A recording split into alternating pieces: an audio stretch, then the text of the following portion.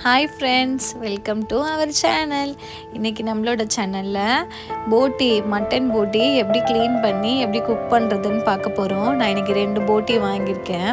கொஞ்சம் சின்ன சின்ன போட்டி தான், 2 போட்டி வாங்கியிருக்கேன். இதை எப்படி க்ளீன் பண்ணுறதுன்னு நம்ம ஃபஸ்ட்டு பார்த்துடலாம். இந்த மாதிரி ஒரு பேக் மாதிரி இருக்கும், அதுக்குள்ளே தான் அந்த குடல் நம்மளுக்கு இருக்கும். அதில் சின்னது பெருசு ரெண்டுமே இருக்கும். இது நம்மளுக்கு க்ளீன் பண்ணுறது கொஞ்சம் கஷ்டம்தான், அது ப்ராப்பராக நம்ம க்ளீன் பண்ணணும்.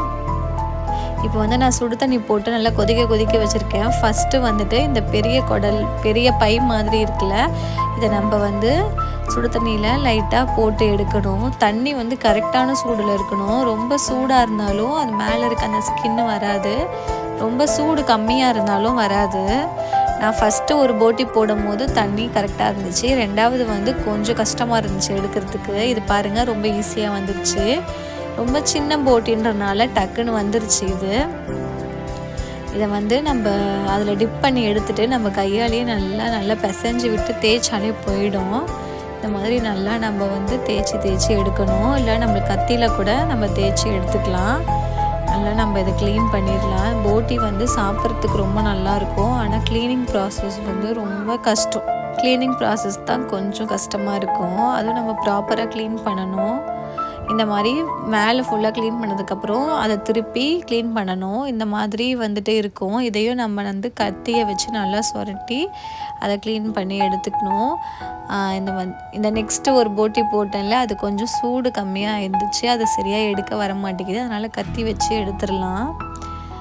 இது சுண்ணாம்பு தேய்ச்சிட்டும் எடுப்பாங்க. ஆனால் நாங்கள் எப்போவுமே இந்த மாதிரி ஒரு ப்ராசஸில் தான் போட்டி க்ளீன் பண்ணுவோம்.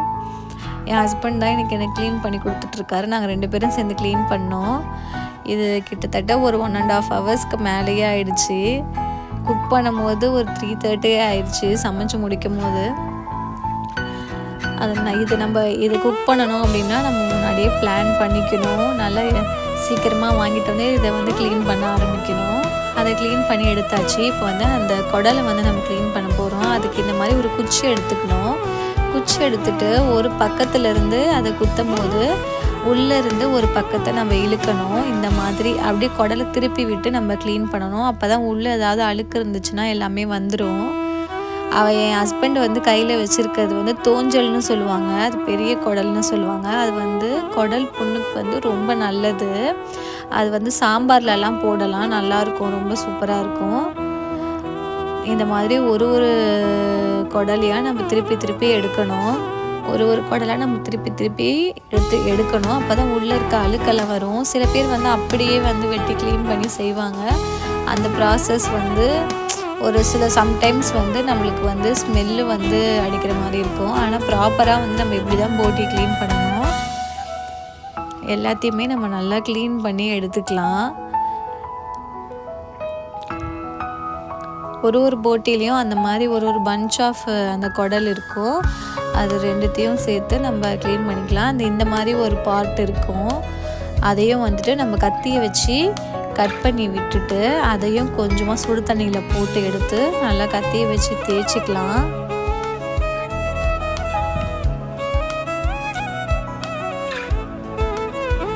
இந்த மாதிரி போட்டியை க்ளீன் பண்ணி எடுத்தாச்சு. இங்கே பாருங்கள் எவ்வளோ ஒயிட்டாக இருக்குது பாருங்கள். இந்த மாதிரி நல்லா ப்ராப்பராக க்ளீன் ஆகி வந்துருச்சு. இந்த குடலெல்லாம் திருப்பி விட்டு எல்லாத்தையுமே க்ளீன் பண்ணி எடுத்தாச்சு. இது பார்க்க நிறைய குவான்டிட்டி இருக்க மாதிரி இருக்கும். ஆனால் நம்ம சமைச்சதுக்கப்புறம் ரொம்ப கம்மியாயிடும். இந்த 2 போட்டியே ஒரு 5 பேர் சாப்பிட்ற அளவுக்கு தான் இருக்கும். ரொம்ப பெரிய போட்டியாக இருந்துச்சுன்னா டேஸ்ட் வேறு மாதிரி இருக்கும். குக் ஆகிறதுக்கு ரொம்ப டைம் எடுக்கும். முடிஞ்ச அளவுக்கு நீங்கள் ஒரு மீடியம் சைஸ்லேயே போட்டி வாங்கிக்கோங்க. இப்போ நல்லா இதை அலசி எடுத்துக்கலாம். நல்லா ஒரு 5-6 தடவை நல்லா தண்ணி ஊற்றி நல்லா பிசைஞ்சு அலசி எடுத்துக்கலாம். ஒரு வளவளப்பு தன்மை இருக்கும் அந்த குடலில், அதனால நம்ம நல்லா க்ளீன் பண்ணணும். இதை நல்லா அலசி நம்ம எடுத்துக்கலாம்.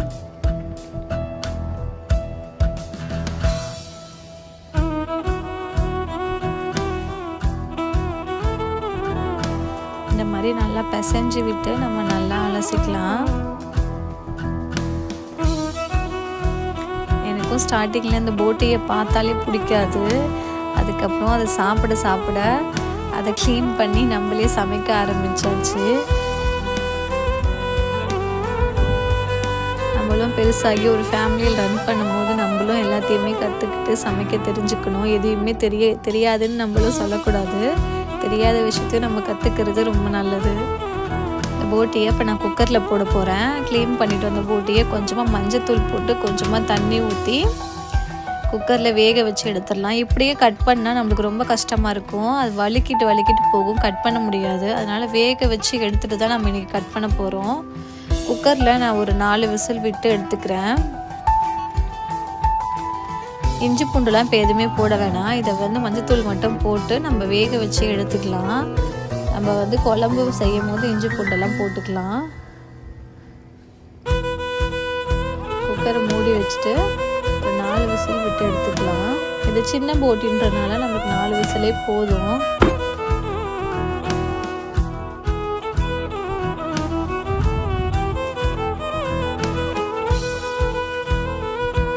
விசில் வரட்டும், நம்ம அது வரைக்கும் வெயிட் பண்ணலாம்.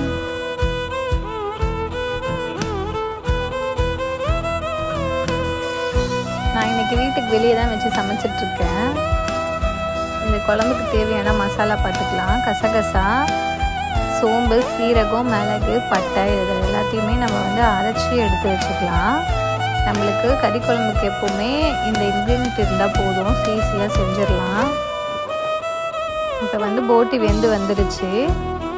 இது இப்போ நம்ம கட் பண்ணி எடுத்துக்கணும். இது இப்போவே நல்லா போட்டி நல்லா சாஃப்டாக வெந்துருச்சு. இப்போ நம்ம இதை கட் பண்ணி எடுத்துக்கலாம்.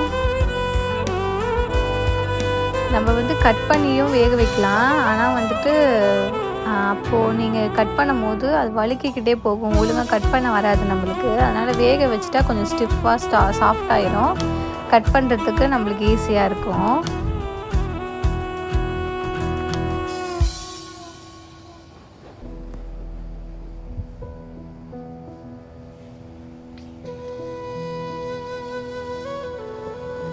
என்னோடய வீடியோஸ்லாம் பிடிச்சிருந்துச்சுன்னா கண்டிப்பாக சப்ஸ்கிரைப் பண்ணுங்கள். நீங்களும் வீட்டில் ட்ரை பண்ணி பார்த்துட்டு எப்படி இருந்துச்சுன்னு கமெண்டில் சொல்லுங்கள். பெல் ஐக்கானையும் கிளிக் பண்ணி வச்சுக்கோங்க. அப்போ தான் நான் போடுற எல்லா வீடியோவோட நோட்டிஃபிகேஷனும் உங்களுக்கு வந்துடும்.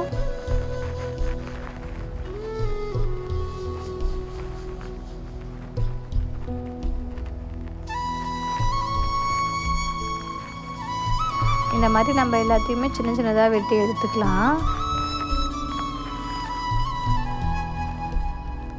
இது நம்ம க்ளீன் பண்ணி வச்சுருந்தோம்ல, அந்த குடல் தான் இது. இது நல்லா சாஃப்டாக வெந்துருச்சு. கட் பண்ணும் போதே அப்படியே நல்லா சாஃப்டாக இருந்துச்சு. இது எல்லாத்தையுமே இப்படி ஒன்றா வச்சு நம்ம கட் பண்ணிக்கலாம். சின்ன சின்ன பீசஸாக கட் பண்ணிக்கலாம். இப்போ கட் பண்ணி எடுத்தாச்சு. ஒரு கடாய் வச்சுக்கலாம். நல்லெண்ணெய் ஊற்றிக்கலாம்.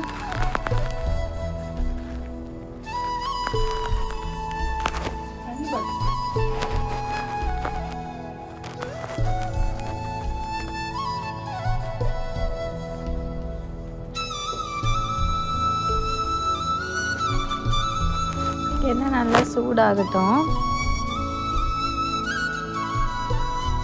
சாப்பிட்றதுக்கு இந்த ரெசிபி ரொம்ப நல்லா தான் இருக்கும். ஆனால் இது க்ளீனிங் ப்ராசஸ்ஸு, இதை வேக வச்சு எடுக்கிறது தான் ப்ராசஸ் நம்மளுக்கு கொஞ்சம் அதிகமாக இருக்கும். இப்போ நம்ம எல்லா பட்டை மசாலாவையும் போட்டுக்கலாம். கொஞ்சமாக சோம்பும் சேர்த்துருக்கேன். இது நல்லா பொரிஞ்சு வரட்டும், வெயிட் பண்ணுவோம்.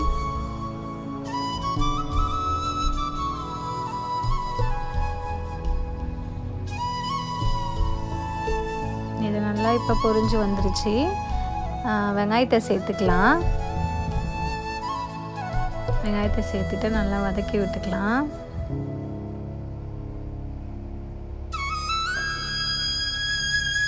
ஒரு கொத்து கருவேப்பிலையும் சேர்த்துக்கலாம். இதில்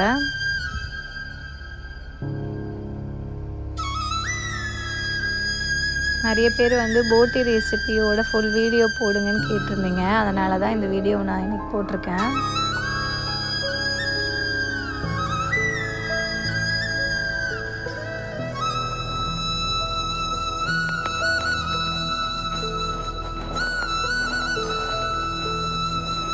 நம்ம எல்லா போட்டியுமே இப்படி கட் பண்ணி வச்சுருக்கோம். நம்ம 2 போட்டி க்ளீன் பண்ணி வேக வச்சு எடுத்து வச்சுருந்தோம். அது எவ்வளோண்டு இருக்குது பாருங்கள். தக்காளியும் சேர்த்துக்கலாம். 2 தக்காளி சேர்த்துக்கிறேன்.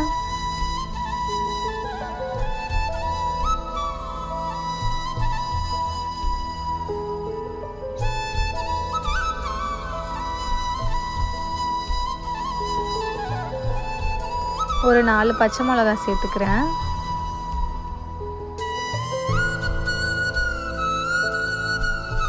சேர்த்து நல்லா நம்ம வதக்கி விட்டுக்கலாம்.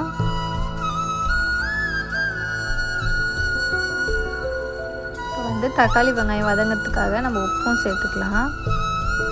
சேர்த்துட்டு நல்லா இப்படி வதக்கி விட்டுக்கலாம். நம்ம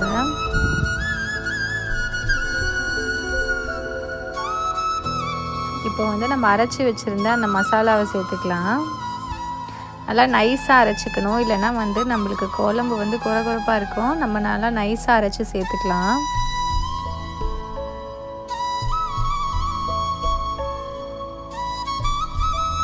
சேர்த்துட்டு அடி பிடிக்காமல் நம்ம நல்லா கிண்டி விடணும். நான் கொஞ்சமாக வந்து போட்டு வேக வச்ச தண்ணியை சேர்த்துக்கிறேன் அடி பிடிக்காமல் இருக்கிறதுக்காக.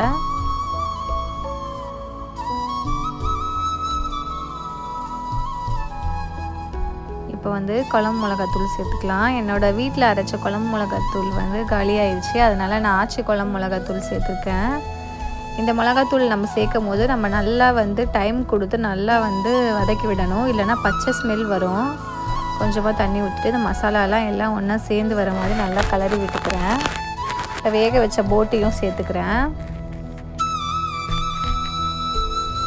நம்ம வந்து கரெக்டாக க்ளீன் பண்ணி கரெக்டான ப்ராசஸில் போட்டியை செய்யும் போது எந்த ஒரு ஸ்மெல்லுமே வராது, சூப்பராக இருக்கும்.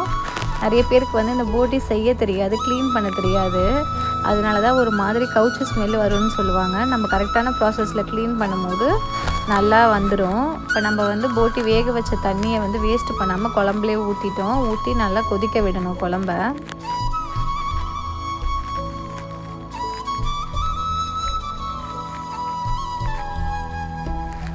இது வந்து ரைஸுக்கு இட்லிக்கு ரொம்ப சூப்பர் காம்பினேஷனாக இருக்கும்.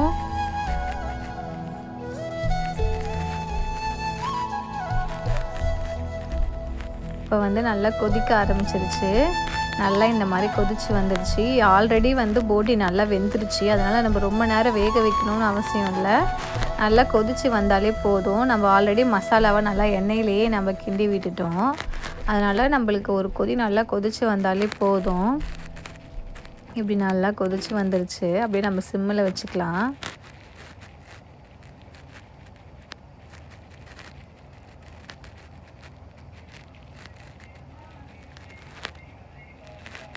ஸ்மெல்லே ரொம்ப சூப்பராக இருந்துச்சு, நல்ல ஒரு ஃப்ளேவரு.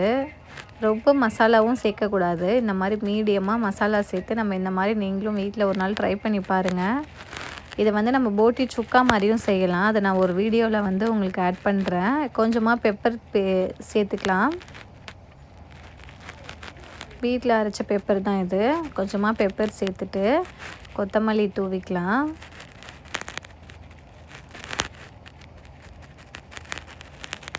சுட சுட போட்டி குழம்பு சாப்பிட்றதுக்கு இப்போ ரெடி ஆயிடுச்சு. நான் ரைஸில் போட்டு சாப்பிட போகிறேன். நீங்களும் கண்டிப்பாக வீட்டில் இந்த ரெசிபியை ட்ரை பண்ணி பாருங்கள். எப்படி இருந்துச்சுன்னு எனக்கு கமெண்டில் சொல்லுங்கள். Bye friends.